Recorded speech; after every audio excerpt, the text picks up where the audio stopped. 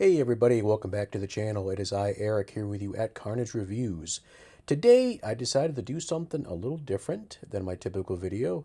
I thought about this for a little while. I've been wanting to do it, but I'm kind of holding off because, I don't know. It's just a hard video to do, I feel, and I just wanted to take my time with it. But I think I came up with something good, so here we go. This is going to be my top 10 favorite horror films. Now, the reason why I say it's difficult because I love horror movies obviously because that's why I started this channel. But it's very hard to pick like my favorite horror films because I have so many. I could do like hours and hours of video content just talking about my favorite horror films. So to combine them down to 10 was really difficult, but just for the sake of the video, I did my best to condense it down to 10 of my favorite horror films. It doesn't mean that I don't have more favorite horror films. I definitely do. But these are just ones that I've watched the most and that I frequently revisit. And again, full disclosure, this is my opinion, so you may not agree with it, and that's okay. But again, this is my list, so this is not like the be all end all. Like, I'm not going to sit here and be like, oh, these are the best horror films ever and nobody else can say differently. Meh. No, I'm not going to say that at all. So let's get to it. Top 10 favorite horror films, starting with number 10. Before we get into my top 10 favorite horror films, just a reminder to please subscribe to the channel if you haven't done so already. It's the best way to keep up to date with everything going on at Carnage Reviews. Just tap that subscribe button and also hit the little bell notification so you can keep up to date every time I upload something new. So believe it or not, number 10 on my list is a remake. I know, right? Crazy. But it's a really well-made remake and is an example of why I tend to try to give remakes a chance because this movie is awesome. Number 10 would be John Carpenter's The Thing.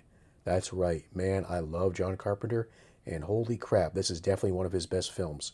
It's got great creature effects, great music. I love the main theme for it. The characters are really great. The atmosphere is great. The claustrophobia in the film. Everything about this film is awesome. I definitely revisit this film every Halloween. And dare I say, the creature effects still hold up today. You can put it up against any CGI crap fest and it's going to look 10 times better. And speaking of John Carpenter, number 9 on my list is John Carpenter's Prince of Darkness. That's right, another Carpenter film. This film has a very creative plot, great music, like all John Carpenter films have, and it's also very tense. From the beginning to the middle to the end, it's just very tense, and it never lets up. It's definitely one of my favorite Carpenter films, and it's also one of his strangest. Now, number 8 on my list, some people may consider this a non-horror film, but what's more horrifying than losing someone you love?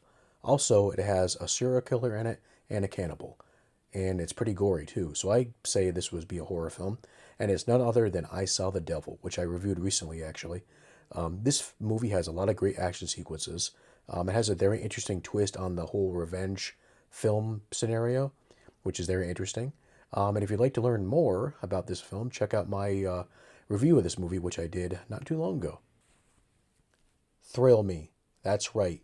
Night of the Creeps is number 7 on my list of favorite horror films. This is a movie I revisit quite frequently, especially on Halloween. It plays tribute to, horror films of the past, and it's got a great, cool little story. It's got great characters. It's funny. It's, got the right amount of gore in it. It's just a all-around great film, and I never get tired of watching it either. And it's got Tom Atkins, too. You can't go wrong with Tom fucking Atkins. Am I right? Number 6, Halloween 3, Season of the Witch. Now, yeah, I know. Where's Michael Myers? This is a Halloween movie, but there's no Michael Myers in it. What is that? Oh, shush. Despite it being a Halloween movie without Michael Myers, it's still a great standalone movie. This was going along with the original idea that John Carpenter had, where it would be a different movie each Halloween. Each Halloween film will be a different story, which I think is a cool concept, I can't speak, which I think is a cool concept that I think American Horror Story kind of ripped off. It's got a great classic horror story plot. A mad scientist, doctor, witch guy going around wanting to kill a bunch of people, children, with Halloween masks, and There's bugs and robots and all kinds of crazy stuff in it. And it's just a fun movie. And also, it has that Halloween feel to it. You know, when you watch, like, say, a holiday movie, you know, if you watch like a Christmas movie, like for me, Christmas Vacation, that makes me feel, it gives me the feeling of Christmas when I watch that movie. When I watch Halloween 3, it makes me think of Halloween. It makes me think, okay, it's Halloween right now. So basically, it's a movie that I have to watch every Halloween, otherwise, it doesn't feel like Halloween. I definitely do not miss it each year. I always check it out, and it's a favorite of mine. Plus, it's got Tom Atkins in it, too. Another great Tom Atkins movie. And you know what? Tom Atkins doesn't give a fuck what you think of Halloween 3. Number 5 is Nightbreed. I recently reviewed this movie not too long ago. It was actually the last movie I reviewed before Martyrs. And you know, it definitely is, even though I've seen it a bunch of times, it's definitely still one of my favorite Clive Barker films. It's got an amazing story. It's very imaginative. It's epic. It could have been such an epic series if I almost said Carpenter, if Barker was allowed to continue on with the series and make other Nightbreed movies. I think it would have been fantastic. And it's got a great cast. David Cronenberg is amazing as Dr. Decker. And if you want to, hear more about what I thought about this movie, definitely check out my review. It's time for number 4, so don't be a whore. I don't even know, guys. I'm just flying without a net here. Anyways, number 4 is Henry, Portrait of a Serial Killer. This movie, damn. I read about this movie in horror magazines, and eventually I was able to get my hands on it and watch it when I was a young lad. I don't think I was that young. I probably was maybe late teens, maybe, perhaps. But anyways, when I first saw it, I was just like blown away. I couldn't believe a movie like this could be made. It's gritty, it's raw, it's realistic. The way, man, the way the movie does the kills in this, excuse me, the way the film shows the killing is crazy. It shows you violence without actually showing you violence. It shows the aftermath of it, which I think is very effective. Like, it'll have like the shot of the body and then have the sounds of like what happened previously leading up to the death. Michael Rooker is great as Henry. He's very realistic. I know a lot of people probably know him now as Merle because of The Walking Dead, but this is what I knew. This is what I know Michael Rooker as Henry. And the guy that played Otis, I can't remember his name. I really wish I did, but he was also very good too. They just really, you believed that they were these horrible people. And at the same time, you follow them around and you kind of get to know them, and you actually start to root for them too, which definitely makes you kind of feel dirty and makes you kind of want to shower afterwards. But it's definitely a great film. Very realistic, very raw, gritty. I highly recommend it. I will definitely be doing a review of this movie soon. It's on my list of movies to review. Number 3, I hope I don't have fleas. That doesn't even make any sense. I don't even know, guys. I'm nuts. But anyways, number 3 is Phantasm. So it's funny. I was introduced to Phantasm kind of out of order. I saw Phantasm 2 first, then I saw Phantasm 3, and then I saw Oblivion, Phantasm 4. This was before Ravager came out, so it was just the first 4 films that were known in the series. And I finally, once I saw part 2 and 3 and 4 and really didn't know what was going on, I did manage to watch 1 after I bought it on DVD. And man, I just fell in love with it. I think I'm more partial to the second one, but I really like Phantasm, the first one, because it has that very, it's very dreamlike. And I love the scene when Michael, or Mike, I should say, when I guess it's Michael too, I don't know, but I call him Mike. When he's in the bed, he's in bed sleeping, and he wakes up in the cemetery, and the tall man's like hovering over him, and you see like the zombies come up and grab him.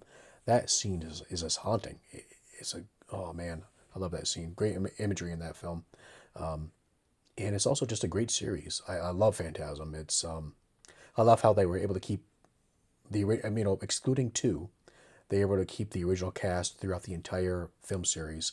And I've learned to love them all, even Ravager, which I really didn't like at first when it first came out. And, I really didn't care for 4 at first either, but they all kind of grew on me, and I enjoy them all.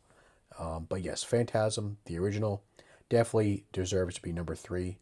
I definitely check it out usually every Halloween. I usually have to watch the entire series too. So I will watch Phantasm, then I'll go right down the series and watch Ravager last, of course, because it's the last film. So why wouldn't I watch it last? Duh. All right, we're getting down to the wire here. We are at number two, and unfortunately, I don't have a clever thing to say for this one, so we're just going to get right into the movie. Number two is Dawn of the Dead, the original Dawn of the Dead, not the remake. Just to be clear, the George Romero Dawn of the Dead.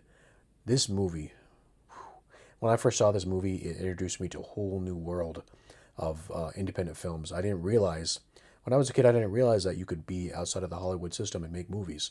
And I remember I saw Dawn of the Dead on IFC when IFC was cool.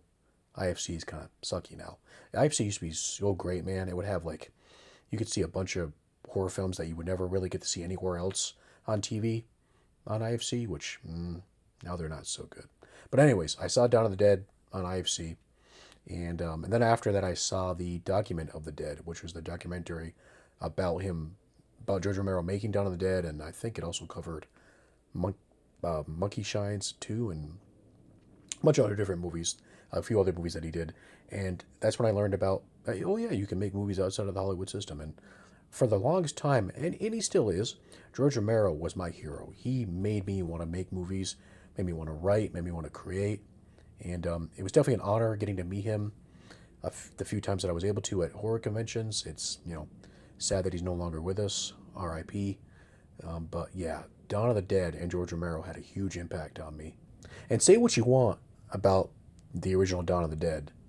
Without this movie, you would not have The Walking Dead. This wouldn't exist. And you would have a lot of zombie movies, actually.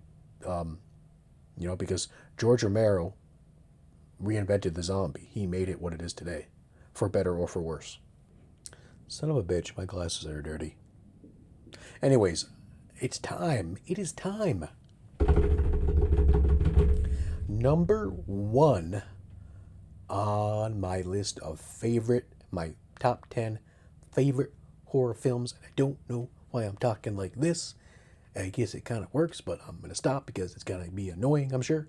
But anyways, number one. Now, this was hard.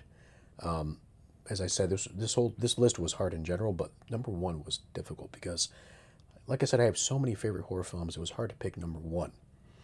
And it was a tie. There was two films that I was going with. And I'm going to mention the one that I was considering before. Halloween, the original Halloween, I was considering being number one. I've seen Halloween a million times. And when I was 10 years old, I was introduced to Halloween.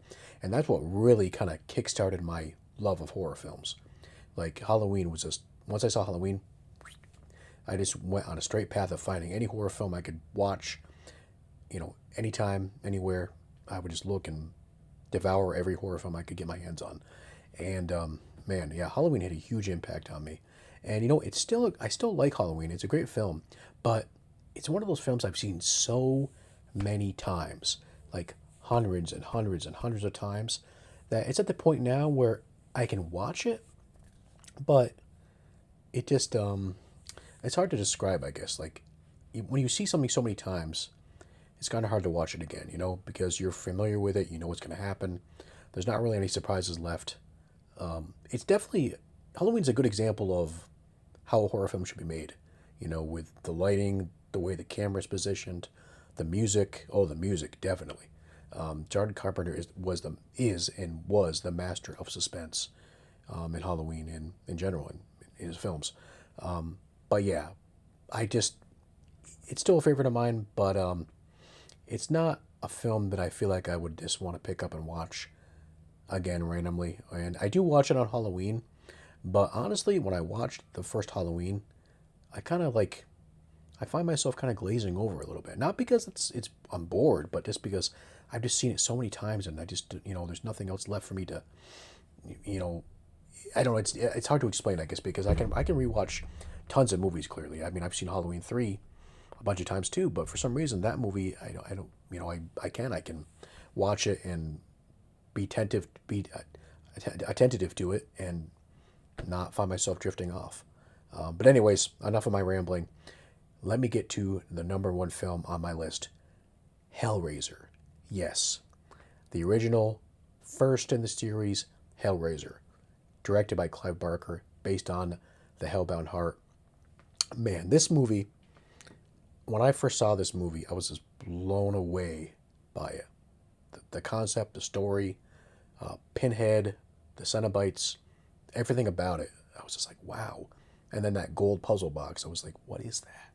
It was just so cool. Everything was just the concept about it was just amazing. And that scene, the scene where Frank is resurrected, that scene looks it looks great even by today. Even today, like some people may be like, yeah, I don't know, it's stop motion. And no, fuck you. It looks good still, especially in 4K. I'm lucky to own the 4K edition, the Quartet of Terror box set, and man, that looks great. And I cannot wait. Hellraiser is on my list to review as well too, and eventually I'm gonna go down. I'm gonna do Hellraiser 1, 2, 3, and 4. Now, I like Hellraiser 1 and 2, and then after that, they kind of just wandered off a little bit. It's a shame, too, because, man, imagine that could have been, again, Clive Barker, he gives, like, film studios so many opportunities to have, like, really great series, a great film series, or, and they just don't follow up with it. They don't do it. I don't understand it. Like Hellraiser 1 and 2 are great. If I think the original idea for Hellraiser 3 was where it was going to be like an origin story of where the Cenobites came from, like the first Cenobite. If they just let Clive Barker do his thing, that could have been fucking amazing. But, as most Hollywood studios seem to do, they just fuck it up. Thanks for checking out today's video, guys. I hope you enjoyed it. And again, this is just my opinion. It's not, the gospel. It's not, this is the best horror films ever and you have to accept it. No, you can disagree with me. In fact, let me know in the comments what you think of my list and what are some of your favorite horror films. Give me your top 10, top 5, whatever, whatever you feel like doing. And I'm just going to keep rambling like this because that's what I do. But anyways, yes, I hope you enjoyed today's video. If you did, please tap it a like. And if you haven't done so already, please subscribe to the channel. I will see you guys next time. My next video, I will be reviewing The Sadness. That's right. It's about to get real bloody. All right, guys. Bye-bye. And why am I waving with both hands? I don't know.